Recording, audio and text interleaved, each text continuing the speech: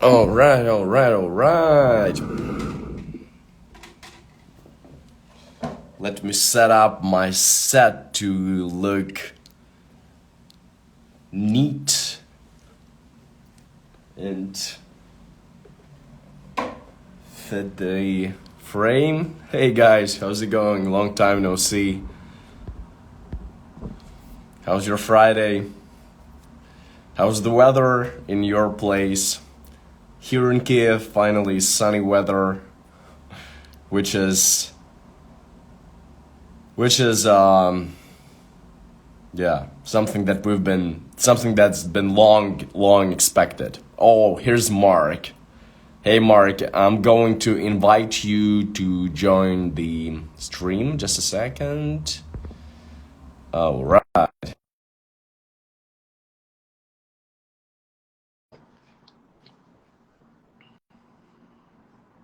Hey guys. Mark, I invited you. Gotta accept the invitation on your end, I'm guessing.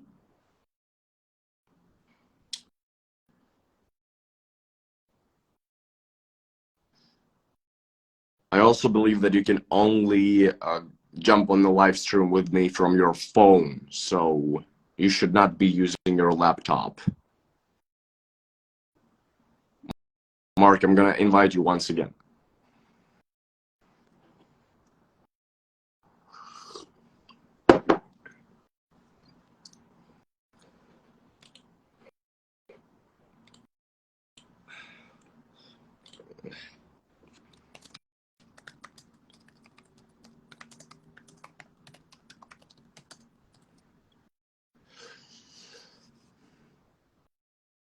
Oh, Mark, I think, do you follow me?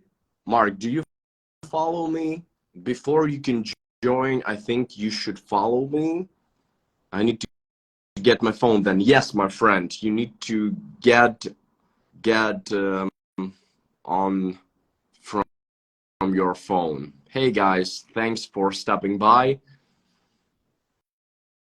We're doing some last minute preparation because seems like Mark haven't had a live stream on using the phone. I'm kind of unique in this respect because I take this interviews on Instagram, so bear with me. Yeah, Mark, please try it from your phone.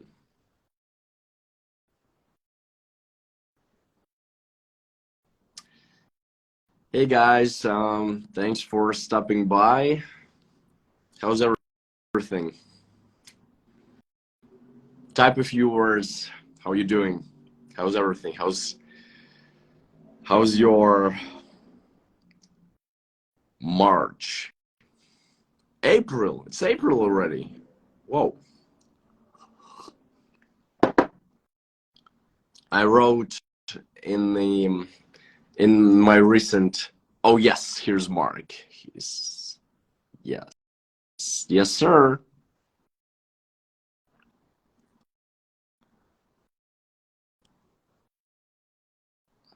Oh yeah, we're on.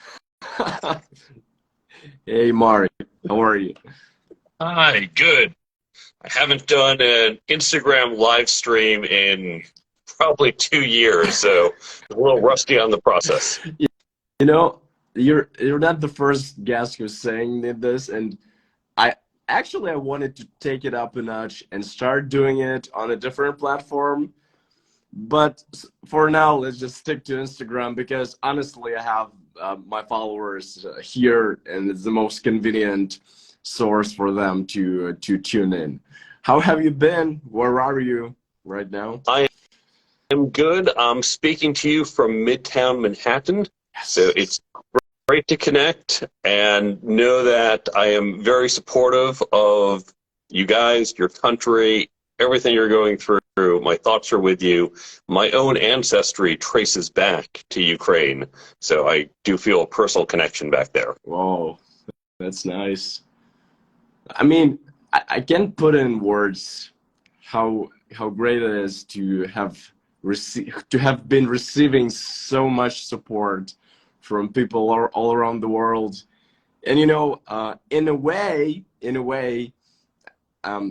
the Ukrainian brand that is now recognizable all around the world help people like me to actually get in touch with people like you, right? And maybe exchange some ideas and maybe share some of your wisdom with my followers, who are definitely interested in advancing their career and doing better in life in general. Yeah. Well, I'm definitely happy to help all your listeners, help you be more successful in your careers and in life. This is what I've been doing for well over 20 years in the classes I've taught at MIT and elsewhere. And now, of course, I have the book and I speak on events like this. So really excited to be here and try and help folks. Let's get right into it. Your book kind of even it's kind of in an apparent way, it lets us know that there are a lot of things that have not been taught in school, right? And there are skills that a lot of people don't even identify as skills, right? So I think what my first question to you will be, why have you decided to dedicate last whatever number of years of your life to this particular study of yours? Is there a gap that you feel like you have needs to be filled? And maybe you can just give us a general outlook of what you do and what pains do you help people solve and how. Sure. I'll give you a little background on me, which is the origin story of how we wound up here. When I graduated from MIT back in the 90s, I started as a software engineer. And early on, I knew I wanted to become a CTO, a Chief Technology Officer, the person who oversees all the engineers. Okay. What I quickly realized, it wasn't just about being the best software engineer. Yes, I needed to have good engineering skills, but there was more to it. I needed to have all these other skills: leadership, networking, negotiating, team building, hiring. No one ever taught me this stuff. And so I was definitely hitting my head against the wall, trying to figure it out. Now, I was able to, eventually through books and mentoring. We didn't have great things like Instagram, live videos, and podcasts back then, but eventually I started to figure this stuff out and advance my career. And for many years now, I have been a CTO, a Chief Technology Officer, or a CPO, Chief Product Officer. Usually do both at once. But when I was developing these skills, I realized these skills aren't just for executives. Certainly you do need them to be an executive, but in fact, everyone at all levels, including people right out of school, having these skills makes you more effective. And so I began to upskill my team. As I was doing that, research that was done at MIT and elsewhere said, we're seeing everyone wants these skills. All these other companies want these skills, but they're not being taught. Certainly not here in the US. We did a US-based survey, but I suspect it's generally true internationally. And so we started a program to address that gap. It's referred to as MIT's Career Success Accelerator. And so I've been teaching there for years, where we said there is a disconnect between what we're teaching and what people need upon graduation. And that's what I've wanted to close, that gap. Because one of my passions in life is helping people with their professional efficacy. That's a great introduction and a great presentation. You know, I help people do powerful pitches, and I think that's been an incredible pitch, an incredible overview on display. So drawn from your own experience, and you mentioned some of these skills that seems like the executives must possess, but not only, such as being an effective negotiator, knowing how to hire, understanding basics of leadership, And maybe we can just quickly define these terms and give some of the secrets maybe to these mentioned skill sets. Let's start with leadership. What is leadership in your view? Many people get leadership wrong because they see leadership as authority, as, well, I am in charge and I can tell you what to do, therefore I'm leading you. But that's not real leadership. That is authority, and they often go hand in hand. But in fact, true leadership is what we refer to as inspirational leadership. Yeah. It is convincing you to follow along with what I'm proposing, even though I cannot, in fact, command or control you. When we look at some of the greatest leaders of the 20th century, we see people like Gandhi or Martin Luther King. They had no authority. They couldn't say, I'm in charge.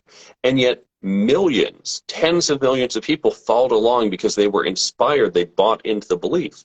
If we look even right now, your President Zelensky is doing a great job. Now, yes, he commands the army, but when we look at what he does on the international stage, he can't force countries to buy into supporting Ukraine, but he has been passionate and inspiring in his request for aid and help, and he has gotten the international community to line up and buy into his vision of Ukraine needs to be free, Ukraine needs support, and that is true leadership. So leadership has nothing to do with the rank. Well, it's often considered to be equatable terms, but you can be a leader from within, you can be a leader at the starting position. That's what you're saying. And in my experience, I've definitely encountered people who are natural leaders, you know, who are just great being around, who are great listeners, who had great deal of empathy. And that's, I think, something that we cannot teach, or can we? What do you think? Yeah, I disagree with that. It's true, there are natural leaders. There are natural networkers, or people who are naturally good at public speaking. There's also people who are naturally good at football, or at math, or at languages. But for the rest of us who may not be good at those skills, that doesn't mean if we put in the effort, if we train, it doesn't mean we can't learn that. And in fact, the people who are naturally good at something, say a sport, but they don't try, they don't train, those of us who actually do put in the regular effort, we can actually exceed them in capability by just making these small improvements over the course of a long period. And so the same is true for leadership and negotiating and all these other skills. Yeah, some people are naturally better, but it is a teachable skill, and we can all learn it. And really, even just small improvements can lead to incredible outcomes over time. How do we become better communicators, and by the same breath become better in establishing professional connections? But I'm not even sure that it's an appropriate sequence. Professional connections might as well be personal connections. So I'm not even sure that there is such a drastic distinction between the two. But yeah, my question here is, how do we build meaningful connections, either being for your professional or maybe personal life as well? Any hints? When it comes to building your network, there's a few things you want to keep in mind. And you're right that the line between professional and personal can blur. Yep. And there are some people who say, well, these are my friends and these are my professional connections, and that's just the way it is. Others say, well, no, if you're in my network, you're my friend. Yeah, and we can take some beer, go take a glass of wine together. The line kind of vanishes. Yeah. Right. Mm-hmm. And either is fine. One area where we can get tripped up, by the way, is if I was the type of person who said, oh, well, I keep them separate, and you're the type of person who keeps them together, I might feel, oh, well, we can be professional colleagues, and you're saying, but Mark, let's hang out, let's get the wine. I'm like, well, no, that's not our relationship, and we have this mismatch. Just like in dating, if you had different expectations, you'd get a mismatch. But that's a small thing to consider. But how we want to really create and foster these relationships in general, there's a couple things to keep in mind. First, think long term, not transactional. So many people, they think of networking as it's a transactional thing. It's something you do when you need something.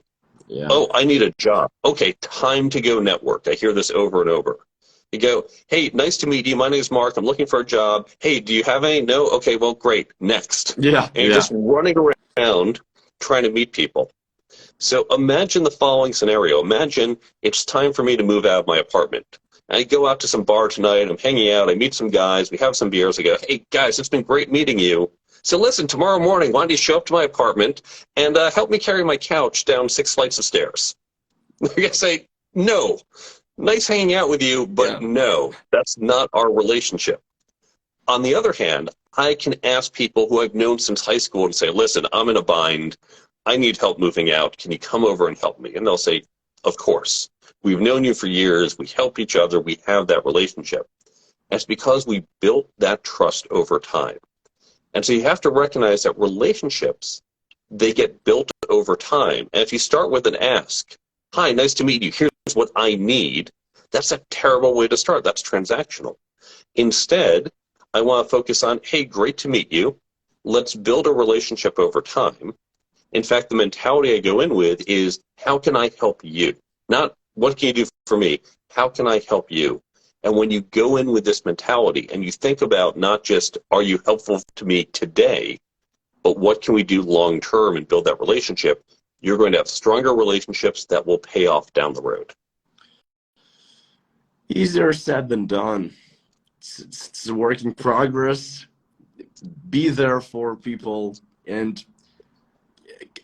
on the same note, what are your thoughts on offering an advice? Because that's been something that I've had doubts in my life on numerous occasions. Like when I feel like the person might benefit from my knowledge or experience, it seems like an advice is due. But do we have to give our recommendation or whatever without people asking for it, without people openly letting us know that they're up for that they're willing to accept criticism or an advice? Or I think we need to be especially careful when doing that. And I know this is a personal peeve of mine. I especially for years had people give me dating advice because I had been single for so long and people were always giving me dating advice. Like, I actually have been on the dating market a lot longer than you, and you're out of date with your stuff, and I know this. I don't need your advice. yeah. Or your advice isn't relevant to me. In fact, this is a mistake lots of people make when they give advice, is I might say, oh, I just went camping this weekend, and it's this beautiful thing. Oh, you'd love it.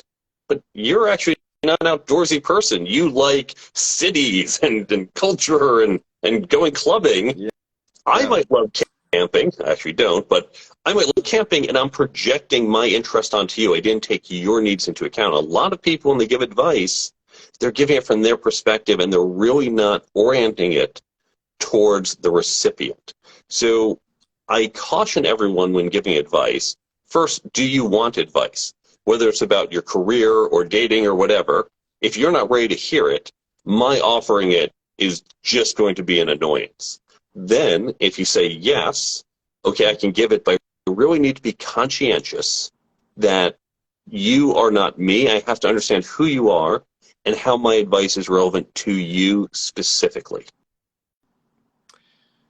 Do you think that, this is coming from my personal life, do you think that once a man turns 30 and he's had a fair deal of accomplishments and failures, but at certain point the life turns this way that he pretty much loses everything, everything. Like all the life that preceded are no longer relevant. You know, that's exactly what happened in my life. That's why I'm kind of having this mental difficulties. I'm turning 33 at the end of April, and I built a business in my 20s, but I then left due to some problems with my co-founder. Pretty ordinary story. You know that more startups fail not because of the processes but because of the human relationships. So I left the business, and believe it or not, I'm still on the fence. I'm still kind of lost, looking for myself. I'm still hanging to the network. I'm still kind of reminiscing of the network that I once had, the professional status that I possessed, you know. And I don't know, maybe I'm just using this time for you to kind of maybe share some of your perspective on how often can the person start over afresh. And I mean, is it how long does it take to build this new network in an entirely different domain and become successful and have a new life even better than you had before? I don't know if you can address this question, but I'd be really thankful. You can start over as often as you choose. There's no rule, there's no limit. And Yeah. for different people, some might say my life has been what I wanted and this is a path I'm on and it's good and I'm happy and they don't need to. Others might have to start over 2 or 3 or 6 or 10 times. And that's okay. Now, the good news is when you start over, you're not truly starting over because you're not starting from scratch. It's not like you're going back to first grade and you say, okay, now I still need to learn how to do reading and math. You've got all that. And so when you look to start the next phase of your career or even of your life, you have all the knowledge and wisdom and really assets that you've acquired prior to this point. Now, again, some of that might be, you talked about you've done a business before, and so you know something about running a business. In fact, you know something about mistakes you've made and For hopefully sure. how to avoid them. You mentioned your network. And so one question, have you really lost that network? Are these people no longer talking to you? And maybe there's a falling out and so yeah, they're out. Or maybe just haven't kept up with them, but in fact, you can restart that relationship. It's gone cold, but you can warm it back up and you still have all of that network. I've worked in multiple industries. And so while I am a technology person, I have my engineering and tech folks. I've also worked in different industries where I've had people in that industry who maybe in my current industry aren't as relevant. And so I might not be as engaged with them, but if I ever go back to that industry or to an adjacent one where those connections will help, I can reach back out to them because that network didn't go away. So in fact, you are not starting over, you're just starting the next phase, but you're starting it better off than the prior phase when you started that. And every phase thereafter, you are better off. You're starting further forward. Maybe it's just my own roadblocks in my head, thinking that, hey, they don't need me anymore. I'm not as relevant as I've been some time ago, you know. And that's just me thinking. It's not based on the real facts. It's just me thinking that I don't think that if I'm gonna reach out, they're gonna help. But yeah, it could be completely different story. They might be glad to help. I just need to make the first step and actually have the courage to show vulnerability. That's what it's all about. One Um, important thing when networking is not to just think linearly, just to think, oh, are you in my industry? Oh, you're not? Okay, you're not helpful. Because you never know when you think a few steps out where our paths may cross. Now, you might not be in my industry, you might not have job openings, although honestly, I mentioned this in my book, someone, when I was trying to help her get a job, he said, oh, you're not in my field, you can't help me. Well, I'm not in her field, but I have friends in her field. Yeah. And I can call up those friends and say, here's a resume. Can you look at this person, or can you talk to her and give her advice? I totally could have done that, but she just said, oh, you can't be helpful to me. Even beyond careers, it could be if I am looking to get my kid into a school and you went to that school, or your wife's cousin is on the board of that school, that could be helpful. Or I'm going on vacation somewhere, I've never been there, but you've been there and you can give me advice. All these things, we have all sorts of knowledge that's not just about our career, but in fact about all sorts of things our networks help. So don't just linearly say, are you in my field and can you give me help, yes or no? It's, we have a relationship, and I'm not keeping score. I'm not saying, well, you haven't helped me lately, why am I still talking to you? Yeah. We have a relationship, and down the road, probably that can be helpful, whether it's you directly or someone in your network who can be helpful to me. So be broad in terms of who you keep in your network and maintain those relationships. Have you heard of the Robin Dunbar theory that you can only have like up to 40 real friends or something like that? Like there is a number that, and beyond that number, you can sustain healthy relationships. Like, do you think we can, like, can I ask you personal questions? How many people are in your network? And when I say network, let's say if you see these folks in the bar, you're gonna invite them over to join maybe your group of your company. Like, is that a proper question? Can you It, address this one? it is. And you're right that when we talk about friends, we've got almost concentric circles, because you can't have that many close friends. You can't have 1,000 super close Yeah. friends, but you can have lesser ones. To your question of if you see them in the bar, you'd invite them over, that number for me would be on the order of about 2,000 people. Oh my God. Now, I have a rule. I've got, I don't know the exact number, I've got about 2,000 some people connected to me on Facebook, and about, I think, 2,300 on LinkedIn. I have more followers. People have followed me, but my rule is I won't connect to someone unless there's someone where if I saw them, I'd say, oh, it's great to see you. I'd recognize you on the street, and I'd want to talk to you. I'd remember who you are. Now, in fairness, some people from high school, I could probably walk past them on the street and not recognize them these days. But conceptually, if they looked the same, I would have recognized them. And so, you know, I feel I won't connect to someone unless it is someone where I know them, we have the relationship. Connecting to strangers, I don't think is helpful. Following strangers is fine, because you might say, oh, she has good advice, I want to hear what she has to say, I want to follow her posts. But everyone in my network is someone, my kind of rule of thumb, if I reached out to them, they'd look at my email. Doesn't mean they'd reply, doesn't mean they'd say yes to the request, but they'd look at the email. They wouldn't just say, who's this guy, delete.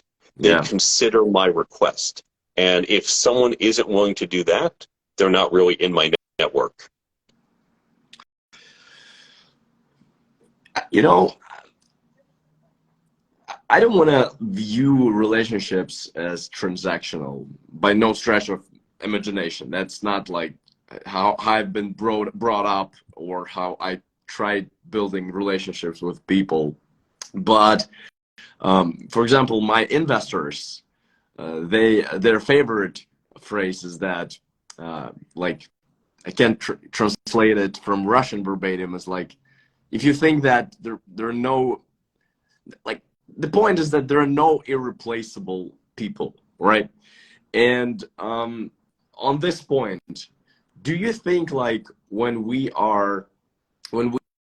have created and established this trust, this most valuable currency in our life, which is trust, do you think that it's always better to use it to engage in whatever new endeavor?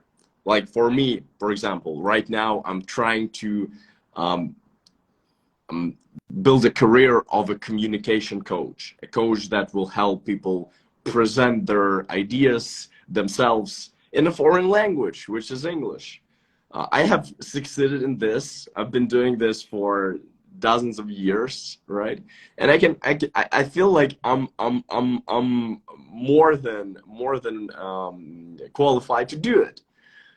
And yet I'm struggling finding my first customer, Mark. So should we always, when we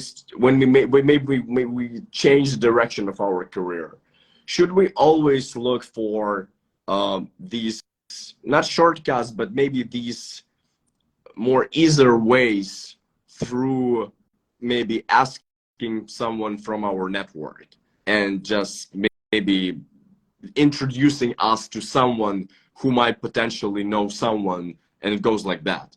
Then just go in the open market and say, hey, that's me, I have this experience, look at this, which in my case doesn't seem to work. It doesn't seem like all my accolades or whatever I put on my LinkedIn helps me, Mark. It doesn't. You see? So what's your general take on this? I mean, does our accolades or what we have accomplished even matter when it comes to starting something or trying to create a new value for people?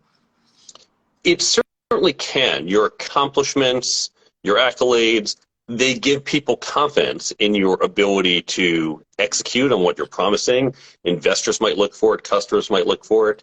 But really the challenge you're describing is you start a new business and sales is hard. Sales is definitely hard in general. It's especially hard when you are an independent consultant going into a new field. It can take a while. And it's a lot of grind, it's a lot of marketing and putting yourself out. And we do know networking can help sales.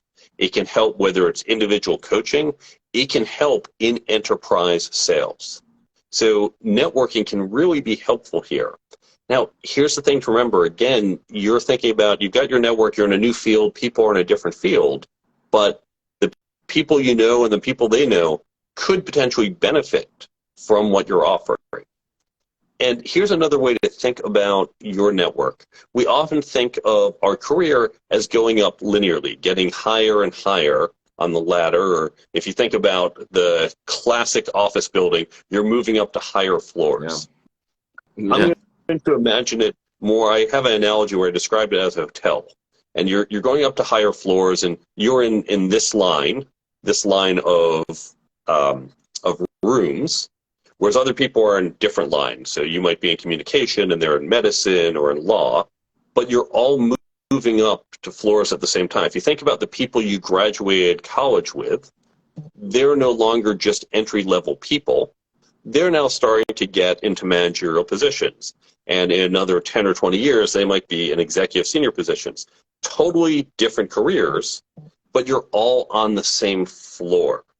And so their connections get to be more senior because they've grown as you have as well. So don't just think about you're here in this narrow vertical. Your network grows with you in terms of seniority. You know more senior people the longer you've been around, and they've got connections to potential customers and others, even if they're not in your field. So do make use of your network to get the word out about you, to offer services, or to find clients. Have you done this yourself? Was there a point in your life where you reached out to people who were not directly connected to, I don't know, you're in the book business, basically, maybe some publication, whatever. But was there a point where you reached out to people not knowingly if that's gonna work, and in a really bizarre and strange way, it actually worked? Was there a point, something like that in your life? So I'm not so much in the book business. My primary job is building tech companies. Yeah, I'm sorry. And when I was writing this book, in fact, I was fortunate to know a woman named Dory Clark. Dory has multiple best-selling business books. She's been in the field for many years, and she's worked her way up. And when I was writing my book, I wasn't intending to write a book. I thought I'd write up some notes based on the class and maybe put them online or do something. And I thought I was really writing maybe 10, 20 pages of notes.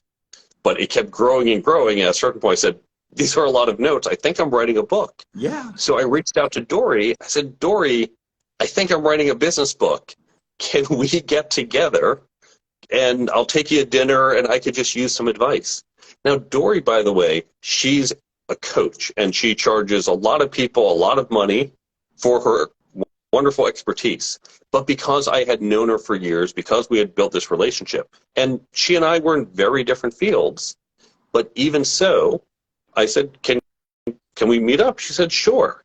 And so we met up for the cost of a dinner, which is far less than what she charges most people. She sat down with me. She gave me some wonderful advice, and that helped me get on the right path for my book. And then other people, Olivia Fox-Caban, who wrote a wonderful book called The Charisma Myth. She's been a friend of mine for many years, and I called her up for advice. And I happen to know people who weren't in my field, who had no direct, oh, well, you're not my field, you can't help me.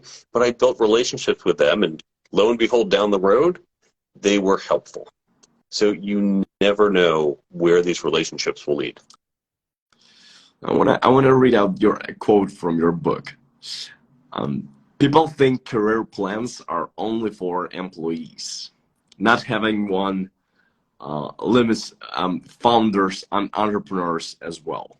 So it begs the question, why do we see career plans something specifically applicable to like people who are chasing the career and not entrepreneurs? And by the same token, why should entrepreneurs or business owners have career plans? Because the sole word career seem to imply something that's like going upwards. When you're already at the top, it seems like you don't no longer have a career. So maybe the definition of the term career will also be useful here. Sure, and this is on my blog, so anyone can go to my website and read this post. And you're right, that comes down to, what do we mean by career? If you're thinking is the career is how I get more senior titles, because now I'm a manager and a junior director, senior director, VP, okay, a career plan makes sense. Say, well, I started my own company, I'm CEO, done. And yes, if it's just about titles, you're done. There's not necessarily somewhere else to go from CEO. We'll come back to that in a moment. But in fact, your career, it's really not just about the title. It's about your capabilities and development. If you think about, for example, you might say, I'm going to start a company and it's just me, or maybe you have a couple people, 2, 3 people working for you, and you can handle that. If the next day you suddenly got lots of money and had 200 people working for you, do you know how to manage that business? And if the answer is no, then you have a skills gap where you say, I'm not ready to run that type of business. I need to, because I want to, I need to develop the skills to be prepared for it. Or I'm not closing enough sales, I need to get better at selling or marketing or whatever it is. You have some skills gap. And your career development, which is defined by your career plan, is not how do I get a bigger title, it's how do I develop and grow myself. Although I'll note, I'll come back to what we said earlier, that even if you're a founder or CEO, you may, for example, want to be CEO at a bigger company one day, or many people want to join boards later in their career, board of directors, and that's yet another challenge. So even if you're top of your domain, you're going to be just another person at a bigger domain of one of the board members, and maybe you want to become chairman of the board. So there's still growth. Do you think that, because I know what my friends, like the networks of people that I had, who are now all CEOs or CMOs or founders of tech companies, and just for your information, we have a lot of tech companies based in Ukraine that serve people all around the world. Some of the companies are in top 5 applications in App Store in the United States. So, I mean, we get a lot of traction going here, a lot of success stories. And I know that if I ask them, these senior ranked people, they would tell me that you cannot engage in teaching others unless you have gone through the path, through the entire sort of. So and I think that's a question, since you are a professor and an educator, and a business person and a writer. I think that's a very well-placed question here. Do you think that there is something that gives you the right to become a coach or a business mentor?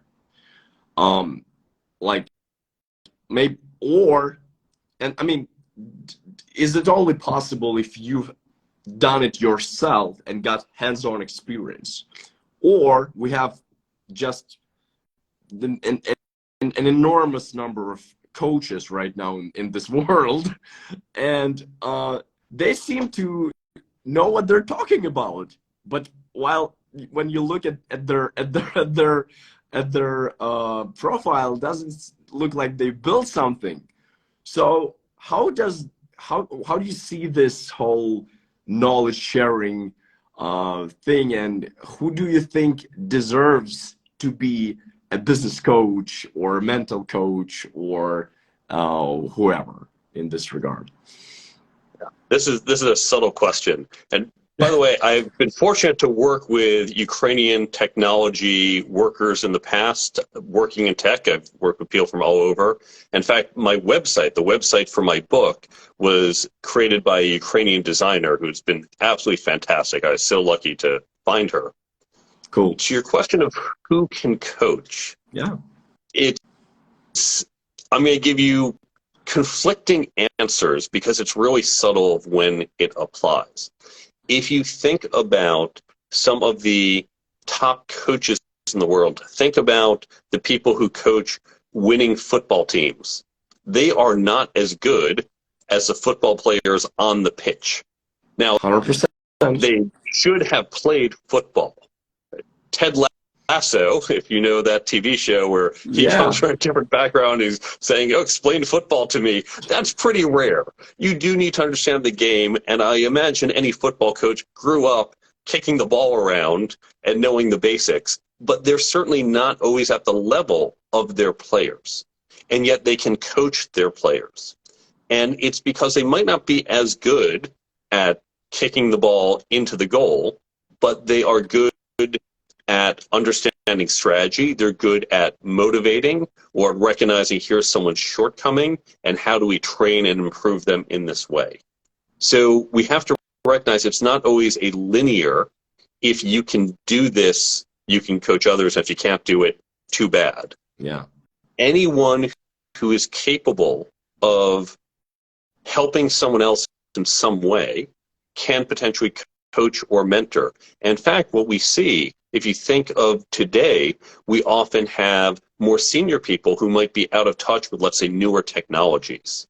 You could imagine, for example, a chief marketing officer who says, explain Instagram to me, or TikTok. I've heard of this, but I'm not sure how we use it. And the 24-year-old said, well, let me explain. Here are trends. Here are things to do. In fact, I went to my cousin's kids to say, I know I need to get on these. Can you help me out?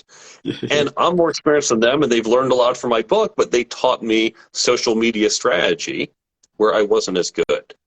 That said, here's the other side of the coin. There is an explosion of people say, oh, I'm a coach. Yeah. And all these people, and they're not necessarily qualified. There is some of the blind leading the blind. I'll share, I was a competitive ballroom dancer for years. I used to compete all over the U.S. I trained regularly. And I remember going into a studio where we used to do a lot of regular training. There was a guy there who was a coach. Now, we on the MIT Ballroom Dance team, we were all serious competitors. We have some national champions who came out of our program, and we had the top coaches training us because that's who we needed. Many people who go to a ballroom studio, they're doing it just for fun, or, oh, I've got a wedding coming up and we need our wedding dance. So there was this junior guy who was one of their instructors who had just learned to dance only a few months before. Many of us were better than he was, but he was a paid instructor. And you know what? That was fine in some sense, because the people who said, we have to dance for our wedding, and we're just going to show up for 6 weeks, and you teach me quick, slow, okay, and arms up, and the basics, he was good enough for them, even though many of us could dance circles around him. So it's all kind of relative. The irony, though, is he was earning, or at least he was charging clients, the studio was charging clients a similar rate for this junior guy as for their more senior instructors. The studio just kept the margin. They paid him less. So it's really subtle. Yeah. Where is the line? And there's no one answer that fits all.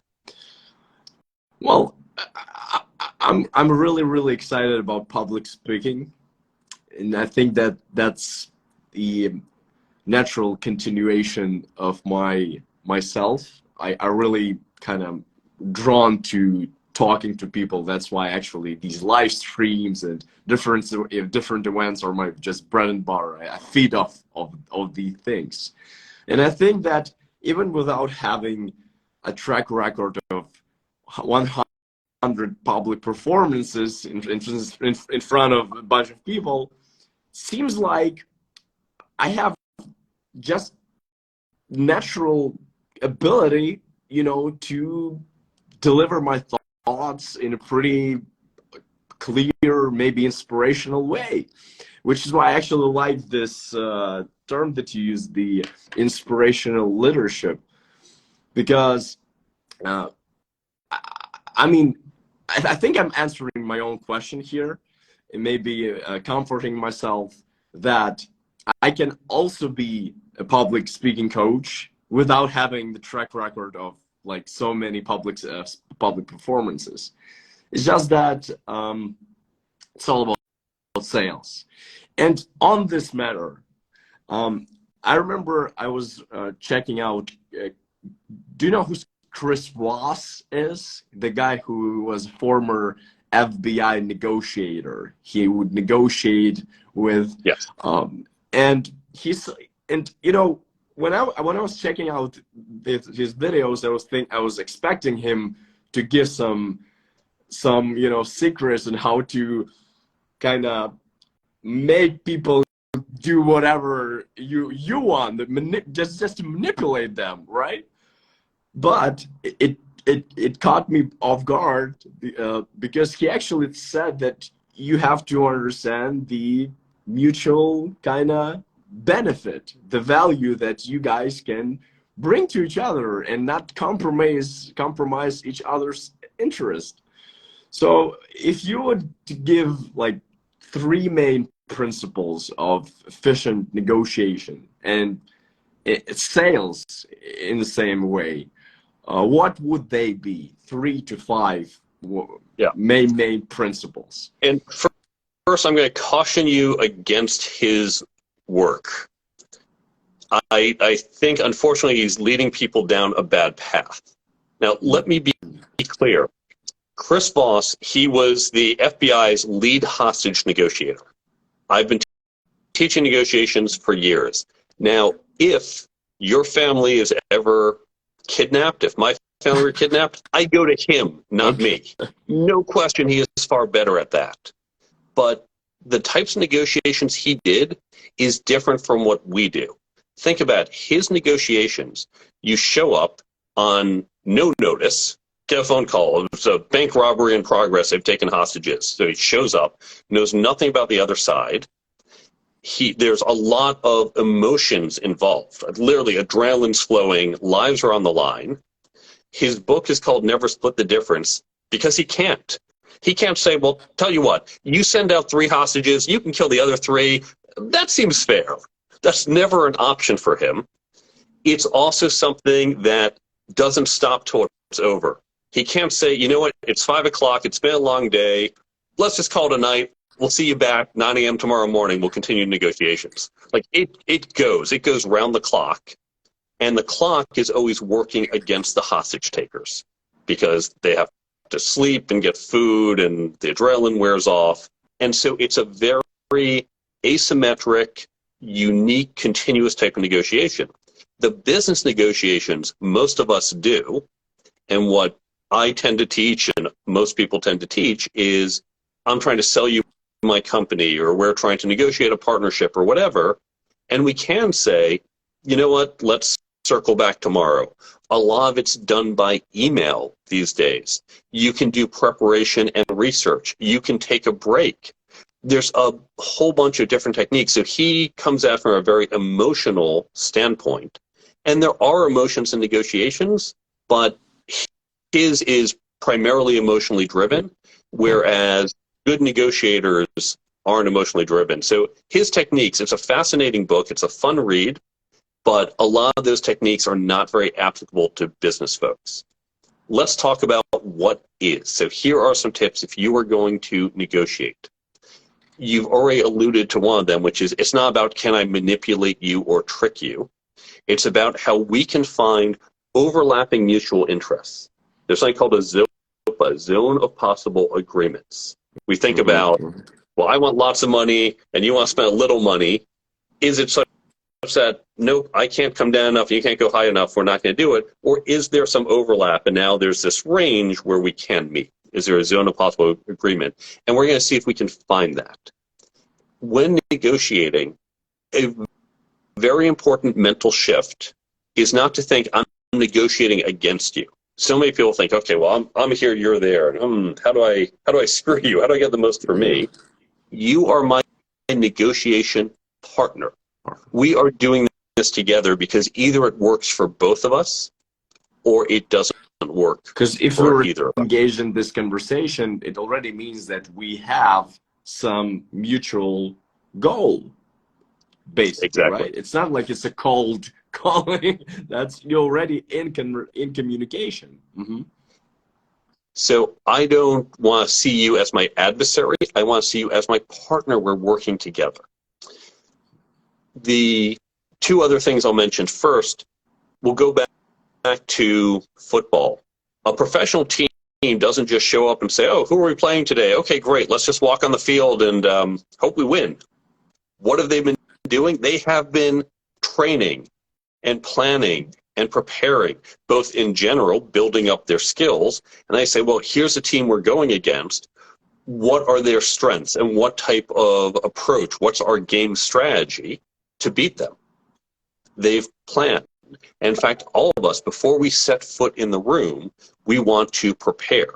Studies have shown that even just a modest amount of preparation can have a positive outcome in your negotiations.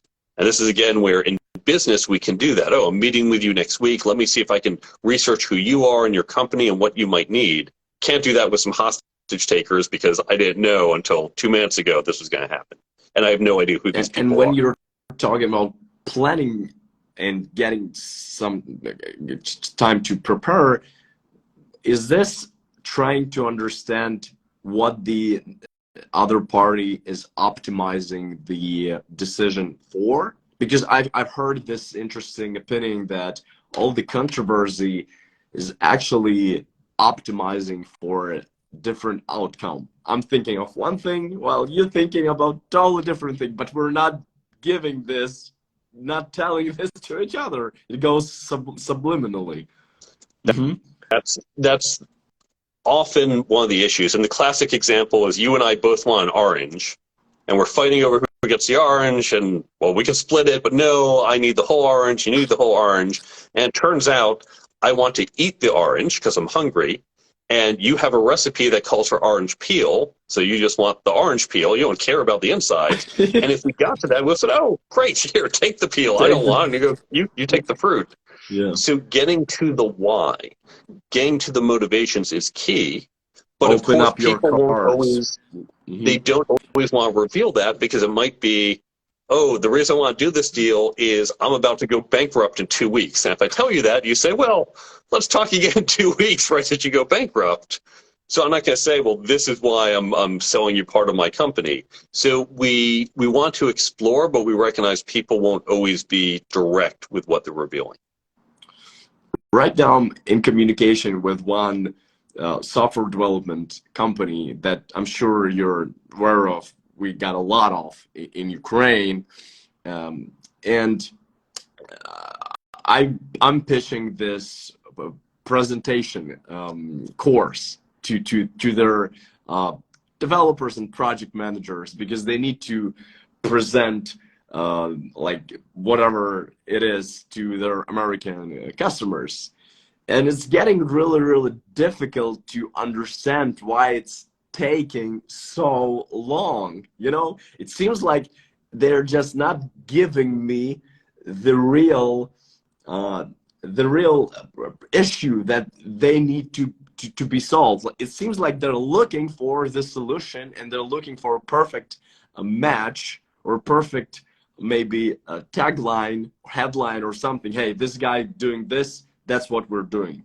So I think it's also my expertise of asking good questions and letting them tell me what it is that they have a real problem with and what they're suffering from in their company. This is a key skill for both negotiating and selling, which is asking the right questions and trying to do more listening than talking.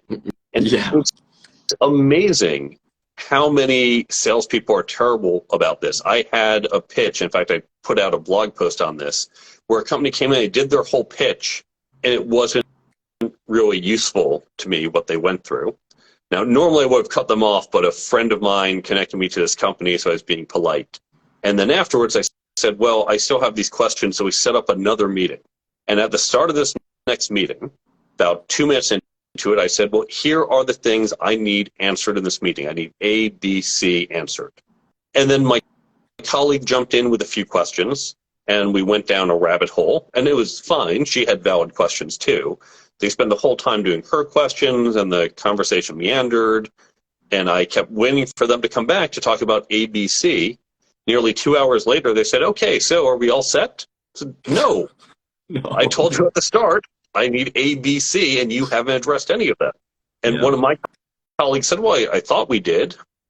No, I don't think you did, but even if you thought we did, you very simply could have said, okay, did we address A? I think we covered it, but let me see, do you think we covered it? Because it's your question. And so doing these check-ins, whether you're selling or negotiating, is really important. Asking things like, if I'm understanding you correctly, and just reiterating what the person just said. Really efficient too. Mark, we have a question.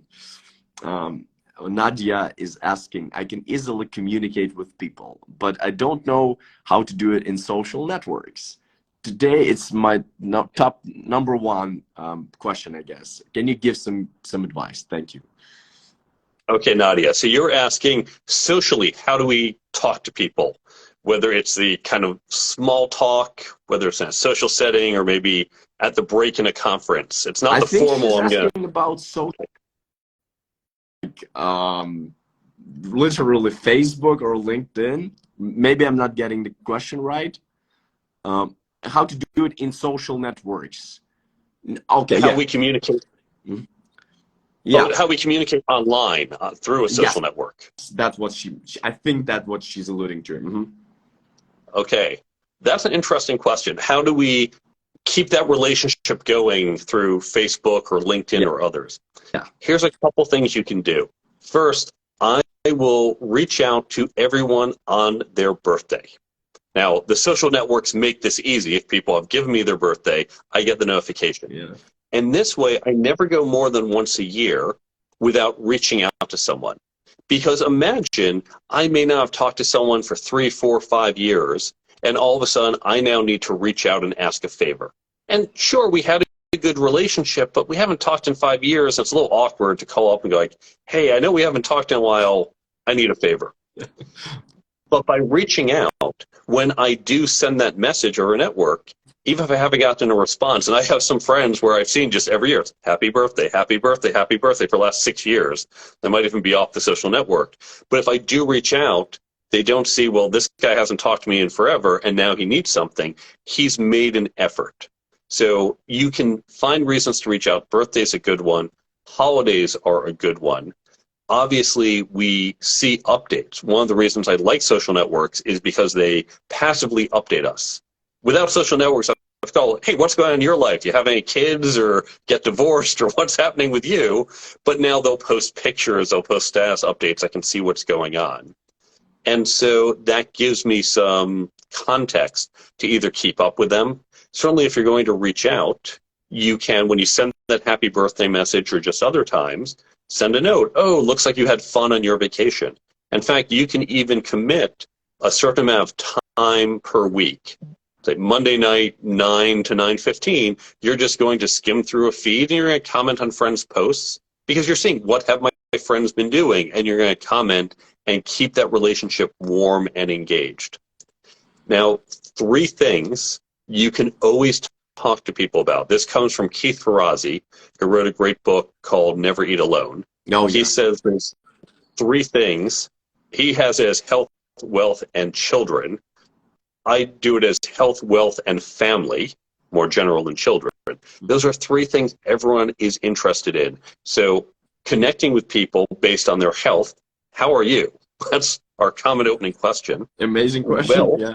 Their career, their success, not necessarily about money directly, but just their success, or even happiness, if you want to be more broad, and family, your children, your marriage, your parents. I reached out to people I knew in Ukraine when things happened last year because I want to see how they're doing. When something happens, when there's a problem in California with all the weather issues, I'd reach out to my California friends, their safety. So these are reasons we can use to reach out to people.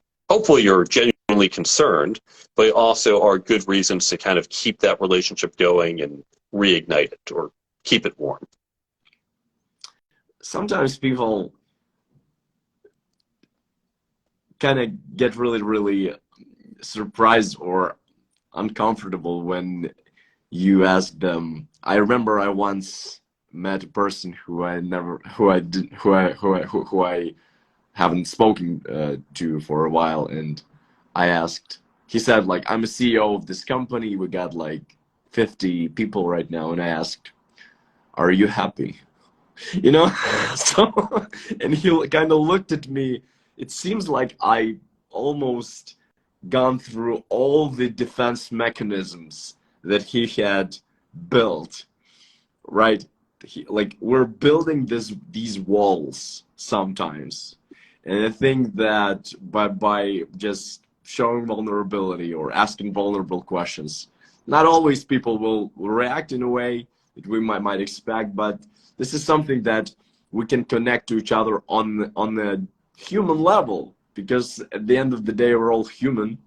And yeah, when we say professional connection, I think the more I think about it, the more it kind of fades into oblivion. The more it kind of doesn't make sense to me. Professional connection, because what? You're gonna help me now so I could help me tomorrow, so I could help you tomorrow. Just a transactional thing that is not lasting for sure. Mark, that's been an amazing talk. I'm so thankful that you've carved out time. Maybe we can give a gift in the digital copy of your book. For example, this video recording will stay on my account. I have an idea. We can give this gift in your book for the best comment, or I don't know how the way you want to go. Best comment or best question. I'm not sure if you'll find the time to either answer. one.